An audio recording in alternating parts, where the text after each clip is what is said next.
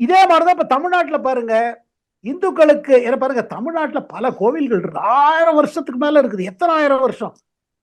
ஒரு கோயில பாத்தீங்கன்னா 10 15,000 குறைஞ்சு கிடையாது.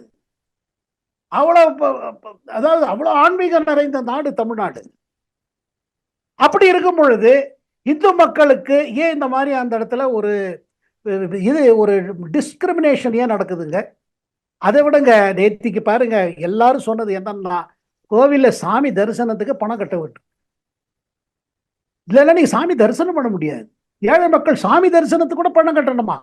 அந்த பணம் எங்க போகுது? அதுல என்ன ஊழல் நடக்குது? டாஸ்மாக்ல இருந்து கோவில் வரல எதையுமே விடாத ஒரு சூழ்நிலை இருக்குது. அது என்ன மாதிரி அரசியல்?